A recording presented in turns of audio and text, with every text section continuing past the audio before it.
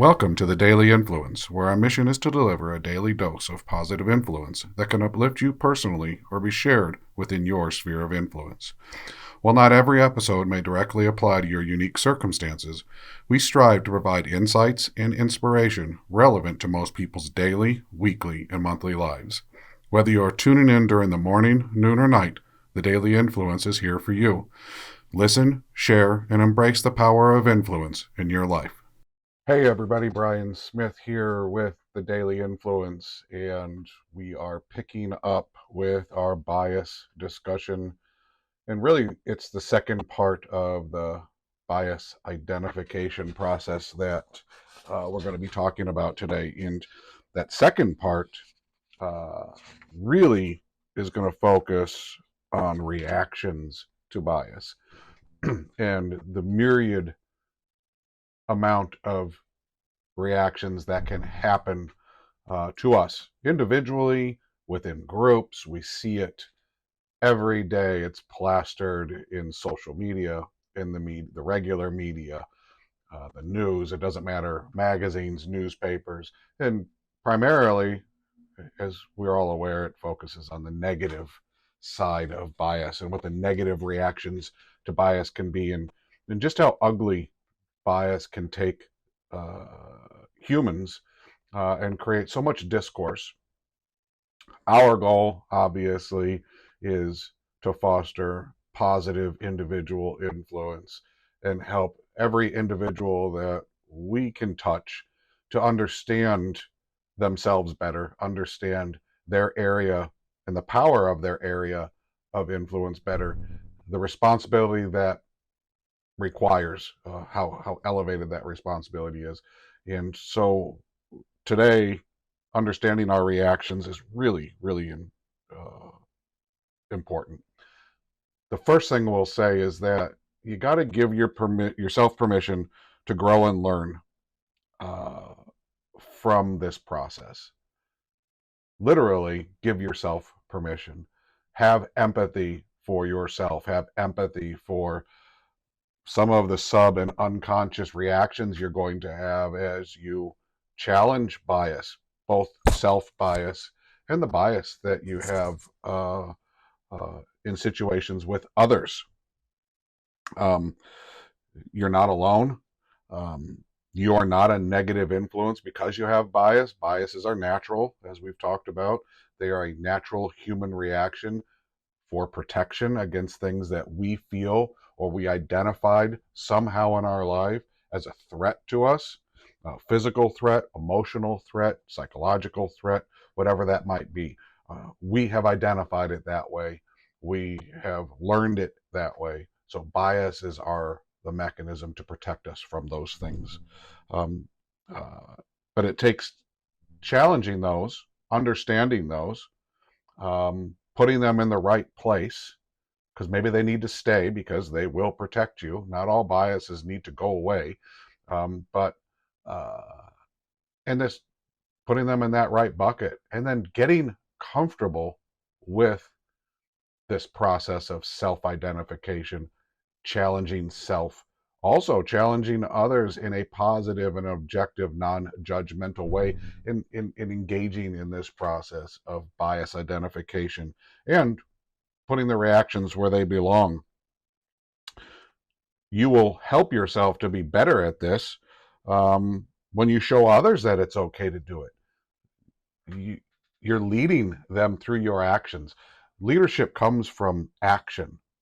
Okay, it's not about what we say. Our words can be empty if our actions don't follow through in a positive way. So when we talk about biases and then we identify through our actions that we can have these discussions in a positive way, that we can control the emotions, that we can work through them, uh, that we can identify the negativity that challenges us, put it out on the table and discuss it in a positive way, we're setting positive examples for others to do the same thing. That engagement is positive leadership. That engagement is positive influence. And it can only serve to help move us forward. Yes, through challenging times. Yes, it won't always be easy. It'll be actually very difficult, but it moves the process forward. And being vulnerable is okay. We like to teach our leaders to become vulnerable, to allow that vulnerability to be a positive aspect in their quiver of tools that they can use. Opening yourself up to that, uh, pulling yourself down onto the same playing field as people who are having bias challenges or other challenges creates a better opportunity for positive discussion, positive communication. Um, Understanding if you have a more physical or emotional response to these bias challenges is really important. If you know that you have a propensity to feel a certain way, anxious, guilty, angry, afraid, then you can address those feelings more proactively with less judgment or no judgment. You can engage in a conversation maybe with a third party who identifies those reactions and helps you walk through it in a objective, non-judgmental way. You might not get those feelings, but you might have a physical response to it. Um, it might be you shake because the emotions are so high. You might even feel tight in the chest or get that surge of adrenaline, that metallic feeling in your mouth or taste in your mouth. There are so many different psychological and physical reactions to the influences of bias. Understanding the ones that we have individually is just as important. Understanding the ones that the people that you are engaging with is also important because you can help them to work through those feelings, work through those reactions, identify them better, and then move past those reactions and into better positive communication, better positive discussion about the reaction and then about the bias itself, the bias identification, and then working through that bias and finding out if that bias is truly healthy, unhealthy. You don't necessarily have to agree, but having understanding is what we're all talking about here. Um, Showing patience during this process is also important. Understanding uh, uh, other people's ability to have these discussions is sometimes one of the biggest challenges. Listening to learn, walking them through their own struggles, staying objective through that as there's an escalation of emotion, as the emotions are identified and challenged, letting those emotions subside and work through so that you can get back to a solid footing and an objective footing. It's all a challenge. It's difficult, and it creates understanding from both sides. You have to have that understanding ahead of time. You can't just dive into these things. That's why emotions escalate sometimes when you see them in the news or in social media. It's because they weren't prepared for the discussion. They went into the discussion with their bias on their sleeve, with the express intent of not being changed. And the walls were up. They're not going to listen to each other. They didn't come to listen, they only came to talk. We're talking about engaging in a process where we want to understand. And showing patience in ourselves and with others will go a long, long way. Um, Gaining more experience in this process is also key. The more you go through this process, the more you challenge yourself, the more you engage with third parties, people you trust, people that are on the same path, the better you get at it. And the better you get at it with those two people, the better you can be when you pivot away from that like-minded person to a third, a fourth, a fifth, your team, your family, whatever it might be. Practice makes perfect, and it makes you consistent in that action, and consistency matters.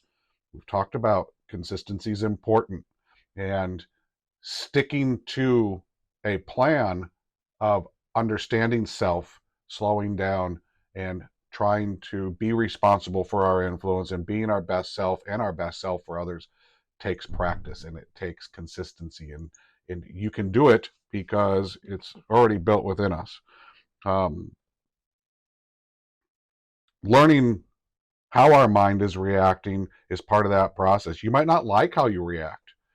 Don't be judgmental about that. Allow yourself to react, but be empathetic with yourself. Identify any of that negativity. maybe even challenge where it comes from. You might have to dig a little deeper. You might be getting closer to understanding the unconscious bias. You might be closer to resolving the subconscious or unconscious bias.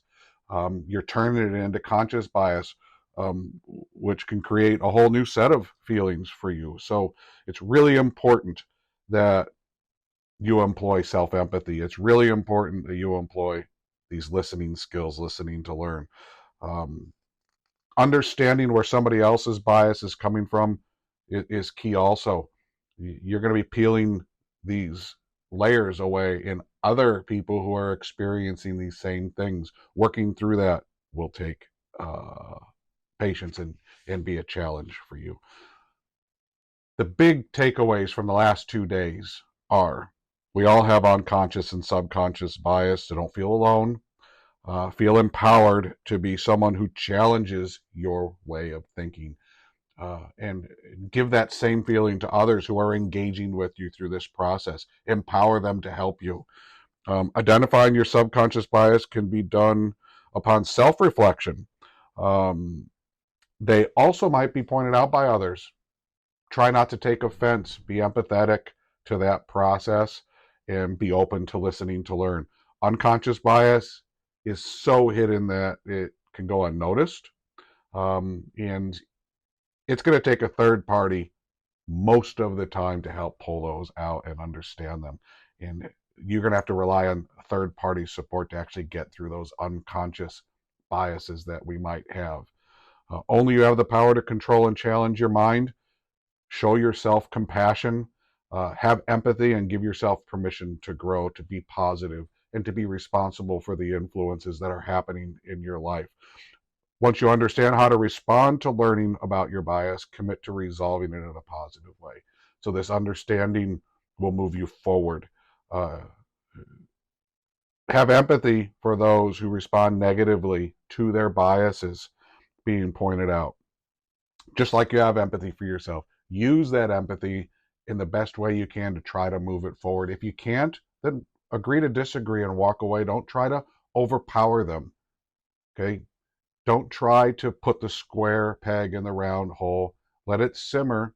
Come back when it's a safer, more neutral, objective time, and maybe try again, especially if it's somebody that you have a good relationship with, especially if it's somebody who's engaged in the process of learning about self, best self, better understanding of influence, more responsibility for influence. Just come back. Let it percolate. Let it move forward.